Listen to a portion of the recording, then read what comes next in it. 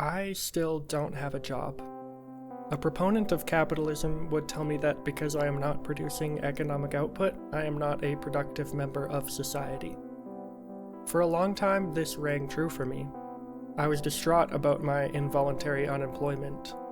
My days were monotonously void of enthusiasm, and weeks blurred past, making me feel useless and worthless. In resistance to this, I resolved to start creating things. I began journaling. Journaling was a good way for me to organize my scrambled thoughts on paper. Even if I wasn't creating something for anyone else to see, I was putting pen to paper and making a personal written museum that I could look back on. Creativity doesn't have to be on display for other people, it can be used solely for oneself. While I journaled, I started doodling in the margins. I'm not great at drawing by any means, but it was fun to sketch little characters reacting to sentences that I had written.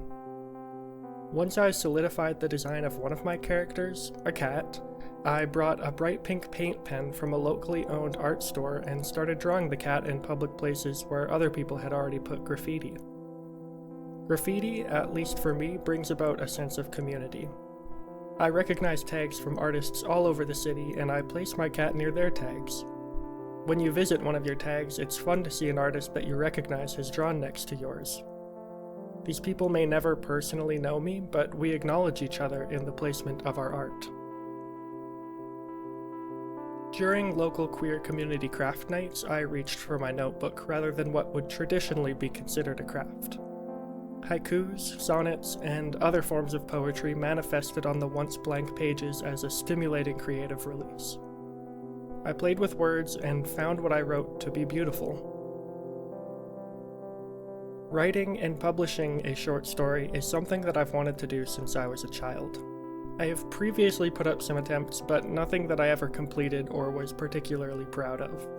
So during my unemployment, not having much else to do, I began to write a short story about vampires. Vampire tales were one of the genres I was reading heavily at the time. The story ended up being around 8,700 words long, which is the longest single piece of writing I may have ever completed. It was fulfilling in a way that reading books was not. Throughout my days, I would be dwelling on where to take my characters and which words could be used to best convey my intent. Only one person has read it all the way through, and it is still just a first draft, but I am proud of that creative production. I eventually wanted a break from the short story, as I'd been working on it constantly for several weeks. I continued writing poetry, finding unique poetic forms online that I could practice, but I was itching to write more long-form pieces. One of my journal entries seemed to be a good place to start, so I typed it out and it ended up as a movie analysis. Realizing that I could write literally anything I wanted to, I set up a blog site and began posting whatever I felt inspired about. After about a month of writing blog posts, I was still desiring more creative output. I had written things that my friends found insightful and had personally related to. However, not all of my friends, or people in general, are readers, and as much as I brought up my blog, they had no desire to go and read it. This is when I had the idea to make videos with narrated voiceovers of my blog posts. I whipped out my old digital camera and filmed in places that I frequented so that, again, I'd have a personal museum I could look back on. Publishing videos on YouTube to the small audience of my immediate friend group is wildly satisfying. For the longest time, all I did was watch YouTube videos, wishing that I had the inspiration to make videos, but never acting on that wish. It is so fulfilling to make videos voiced over by myself, speaking words that I wrote, using video that I filmed, and music that I made. Every single one of those things is a representation of me.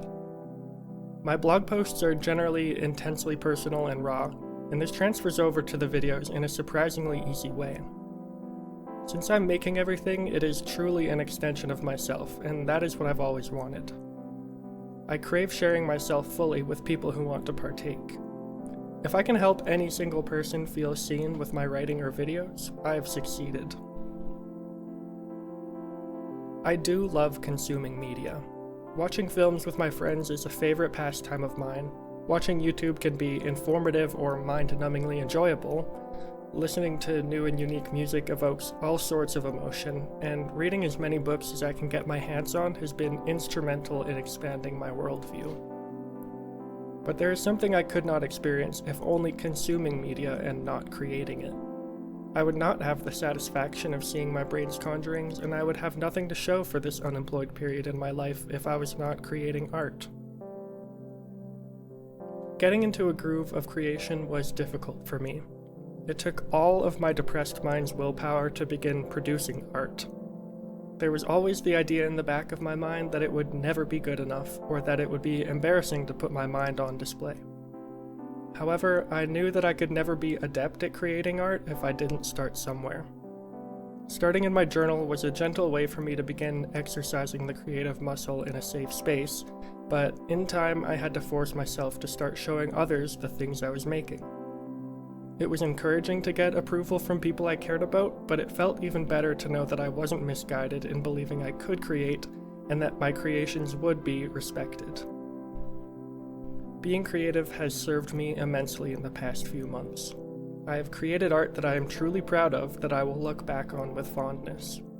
It gives me hope for the future, knowing that there is still untapped creative potential in this brain of mine that I want to realize. Considering all this, is it really true that I am not a productive member of society? According to the capitalist mindset, I am not producing anything of value. But to me, and to the people who have told me they've felt seen in my art, I am producing something valuable. This is the value of creativity. I may not be making any money, but I am making something important to myself and others. This is vastly more satisfying than working a job I dislike, and to me, this is being a productive member of society.